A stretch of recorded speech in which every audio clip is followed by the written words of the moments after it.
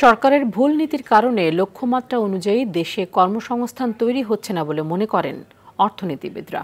এর ফলে বেকারত্বের সংখ্যা বাড়ছে জানিয়ে সংকট সমাধানে কর্মমুখী শিক্ষার উপর জোর দিয়েছেন অর্থনীতিবিদ ও সরকারের শ্রম মন্ত্রণালয়ও।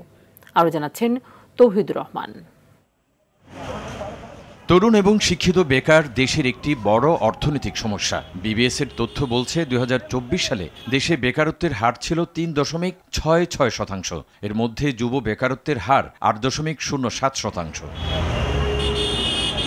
একই সাথে কমছে নারী কর্মসংস্থানের সংখ্যাও। আর্থিক খাত বিশ্লেষকরা বলছেন, সরকারের দুর্বল নীতির কারণে গত ১০ বছরে দেশের অর্থনীতিতে অনেক কাঠামোগত পরিবর্তন হলেও সেই অনুযায়ী কর্মসংস্থান তৈরি হয়নি। যেসব সেক্টরের জন্য প্রোটেকশন দরকার, মেবি তাদেরকে সাপোর্ট দেওয়া যেতে পারে, কিন্তু এমপ্লয়মেন্ট তৈরি করার জন্য এখন সময় এসেছে।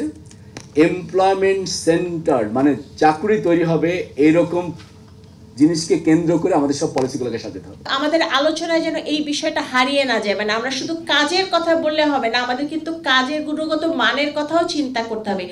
দক্ষ মানব সম্পদ তৈরির জন্য কর্মমুখী শিক্ষা ব্যবস্থার উপর জোর দেন বিশ্লেষকরা। শিক্ষার প্রাতিষ্ঠানিক বিস্তার and increase in human capital no longer hold together. So there is a disjuncture. শিক্ষার প্রাতিষ্ঠানিক বিস্তার হচ্ছে, বাট হিউম্যান ক্যাপিটাল তৈরি হচ্ছে না, যার জন্য এখনো ঘুরে ফিরে ওই দুইটা cheap labour sector RMG and remittance, এটার উপরই এখনো আমরা আটকে থাকার একটা প্রবণতা আছে। শ্রম ও কর্মসংস্থান সচিব বলেন, দক্ষ জনশক্তি বিদেশে পাঠাতে পারলে রেমিটেন্সও 10 গুণ বেড়ে যেত।